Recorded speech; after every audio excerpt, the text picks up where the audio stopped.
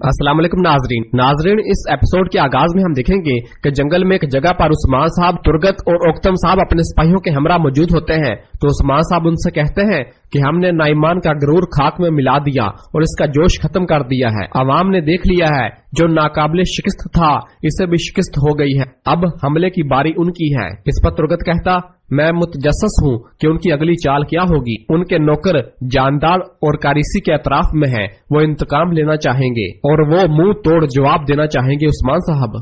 जिस पर उस्मान साहब कहते हैं, अगर इनका इरादा ऐसा होता तो वो तब हमला करते जब सरदारान की फौजें यहाँ थी। उनकी नीयत हमारे ऊपर हमला करने की है, उनके ऊपर जो उनकी नहीं मानते, जो मज़ाहमत करते हैं। और फिर ओक्तम साहब कहते हैं, हजूर हमने नाइमान की फौज को शिकस्त दी है, अब इसका इन जमीनों पर पहले जैसा अख्तियार नहीं। तो उस्मान साहब कहते हैं, वो अपना अख्तियार वापस हासिल करना चाहेगा, वो ओलफ के साथ मिलकर हम पर हमला करना चाहेगा, लेकिन वो अपनी जीत को यकीनी बनाने से पहले कोई हरकत नहीं करेगा। इस पर तुर्गत कहता, मैं ओलफ पर हमले कर रहा हूँ, इसके पास अब फौजी कम है, वो कैसे हमला करेंगे। तो उस्मान साहब कहते हैं, ओलफ कांटा कोजिनोस का जानशीन है, उसे लगता है कि वो आया निकोला की मिरास संभाल सकता है, शहनशाह इसके लिए फौज भेजेगा। इस पर तुर्गत कहता, इस सब से पहले एनागुल लेना मुश्किल है। तो उस्मान साहब कहते हैं, एनागुल लेने का यही सही वक्त है, हम इसे किसी न किसी तरीके से हासिल कर लेंगे, हमारे पास कोई दूसरा रास्ता नहीं है, या तो नाइमान ओलफ के फौज के साथ मिलकर आएगा। इस पर ओक्तम पूछता, लेकिन कैसे हजूर। और फिर दूसरी जानब एनागोल किले में ओलफ दान की लाश के पास मौजूद होता है और बहुत ज्यादा गमजदा हो रहा होता है। फ्रिग और फिरोदी भी पास खड़े होते हैं।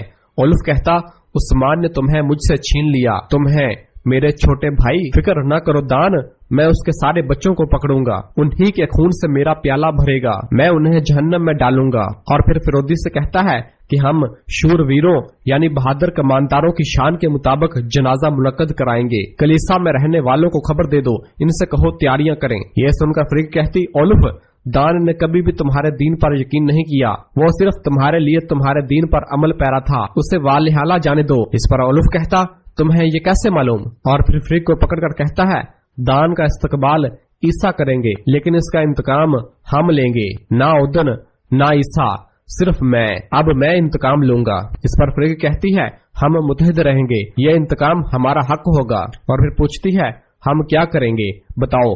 तो ओलफ कहता है, उस्मान ने हमारी ही जानों को तकलीफ नहीं पहुंचाई, इंतकाम जो इस पर गुस्सा है हम उनके साथ मिलकर लेंगे। जिस पर फ्रिग पूछती, वो कौन है। इसी दौरान बाहर से सिपाही अंदर कमरे में दाखिल होता है और कहता है, कमानदार नाइमान आ रहा है। तो पीछे से ही नाइमान कमरे के अंदर दाखिल होता है और आकर कहता है, ओलफ। और फिर इधर जंगल में उस्मान साहब कहते हैं कि नाइमान अब एनागुल चला गया होगा, लेकिन वहां जाने वाला वो अकेला नहीं होगा, अभी कुछ वक्त के लिए जरकुताई और उलगन भी वहां पर ही हैं। यह सुनकर तुर्गत हंसता है और कहता है, उनकी मदद से हम ओलफ के तमाम मंसूबे बर्बाद कर रहे हैं ओक्तम साहब, उनका शुक्रिया। और फिर उस्मान साहब कहते हैं, तुर्गत साहब किले को आप सबसे बेहतर जानते हैं, आप अपने साथ चंद सिपाही लेकर जाएं, फिक्र न करें, जरकुताई आपको अंदर जाने में मदद करेगा। जिस पर तुर्गत कहता, ए वल्ला, जैसा आप चाहें। और फिर दूसरी जानब एनागोल किले में जरकुताई उस्मान साहब का पैगाम पढ़ता है और बहुत खुश हो रहा होता है। उसे पढ़ने के बाद उलगन से कहता, वक्त आ गया है उलगन, हम एनागोल को दोबारा अपना घर बनाएंगे और फिर हम वापस यीनी शहर जाएंगे। यह सुनकर उलगन बहुत खुश होती है और कहती है, क्या कहा, क्या ये सच है। तो जरकुताई कहता, सर अंजाम दे दिया उलगन, उस्मान साहब फतह की तरफ गामजन हैं, उन्होंने हमें ये अपने अहकामात भेजे हैं, हम एनागोल के दरवाजे खोलेंगे। यह सुनकर उलगन बहुत खुश होती है और कहती है, शुक्र है, अल्लाह का शुक्र है। और फिर जरकुताई कहता है, अब मेरी बात गौर से सुनो, सबसे पहले हम खामोशी से तुर्गत साहब और उनके सिपाहियों को अंदर लाएंगे। और फिर इधर जंगल में उस्मान साहब की बातें सुनकर ओक्तम साहब कहते हैं, ए वल्ला उस्मान साहब, मगर एनागोल को फतह करना नाइमान को सिर्फ रोकेगा, लेकिन हम नाइमान को कैसे तबाह करेंगे। तो उस्मान साहब कहते हैं, सब अपने अपने फ्राइज पर वापस जाएं, हम नाइमान को रोकने के लिए कैसे हमला करेंगे, अभी ये सिर्फ मैं ही जानता हूँ। और फिर तुर्गत पूछता, हमारी अगली चाल क्या होगी। तो उस्मान साहब कहते हैं, हम वालदा सुल्ताना के साथ इत्तेहाद करेंगे। यह सुनकर ओक्तम साहब पूछता, लेकिन हम वालदा सुल्तान को कैसे कायल करेंगे उस्मान साहब। तो उस्मान साहब कहते हैं, सरदारान सोना अदा करना चाहते थे, लेकिन वालदा सुल्तान फौज जमा करना चाहती थी। जब समागर का इंतकाल हुआ तो वालदा सुल्तान ने मेरा साथ दिया। इस पर तुर्गत कहता, हालांकि वो लोगों को कायल कर सकती हैं, इस मिहान को कायल करना मुमकिन नहीं है। इस पर उस्मान साहब कहते, हमें वालिदा सुल्तान पर एतमाद की जरूरत नहीं है, लेकिन अगर वो हमारा साथ देती है तो नाइमान मुश्किल में पड़ जाएगा, क्योंकि वालिदा सुल्तान अभी नाइमान का साथ देती नजर आ रही है, लेकिन अगर वो हमारे साथ इत्तेहाद कर ले तो हम मजबूत हो जाएंगे। ये सुनकर उख्तम साहब कहते, अगर हमारी किस्मत वालिदा सुल्तान जैसी हुई तो हमारे सारे भी जल्द काटे जाएंगे, और हंसने लग जाते हैं। तो तुर्गत भी हंसता है और कहता है, हम इसे इत्तेहाद कहते हैं उख्तम साहब। तो उख्तम साहब कहते, आप दुरुस्त फरमा रहे हैं तुर्गत साहब, आप दुरुस्त हैं। और फिर तुर्गत उस्मान से कहता है, उस्मान साहब मैं अपने सिपाहियों के साथ एनागुल में छुपने की तैयारियां शुरू करूंगा। तो उस्मान साहब कहते, हमारी गजा मुबारक हो। और फिर उख्तम साहब तुर्गत साहब वहां से रवाना हो जाते हैं। तो पीछे से उस्मान साहब बुरान से कहते हैं, बुरान, चामीनी, बादीमोज और किजल को सिपाही भेजो, तुम इनको मुनज़्ज़म करोगे, मुहतात रहना, वो हर तरफ से हमला करेंगे। इस पर बुरान कहता, जो आपका हुक्म हजूर।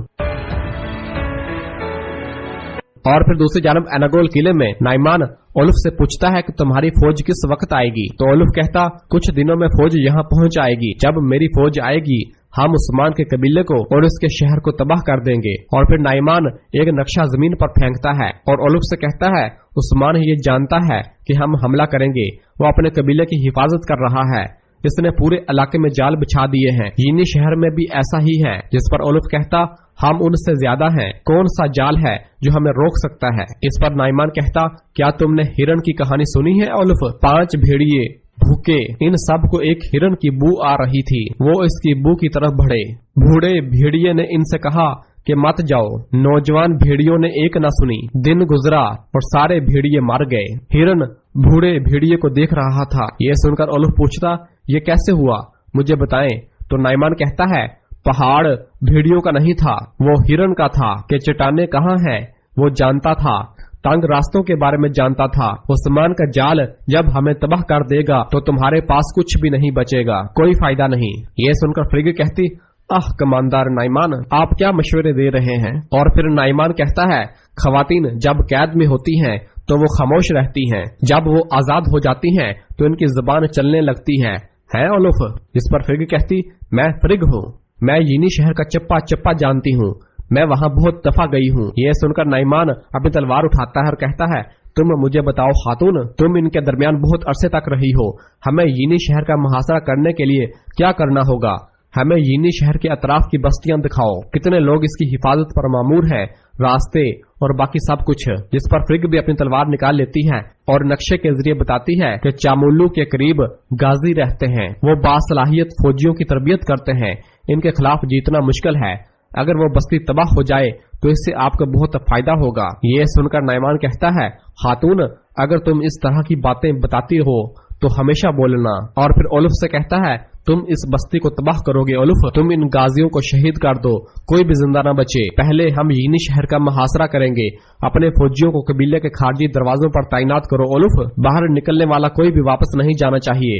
इस पर ओलुफ कहता है, जो कबीले से निकलेगा वो सीधा कब्र में जाएगा कमांडर नाइमान।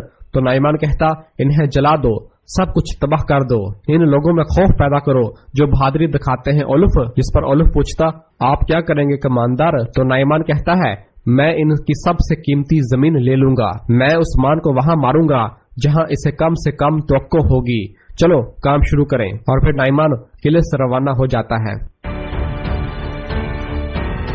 और फिर इधर यीनी शहर में मलहून ने बेंगी खातून को बुलाया होता है और बेंगी खातून डर रही होती है और फिर कहती है, आपने मुझे अचानक यहाँ बुलाया है, क्या आपने सजा का फैसला किया है खवातीन। तो मलहून कहती, हमने सोचा और आपकी सजा का फैसला किया है बेंगे खातून, आप एनागोल जाएंगी।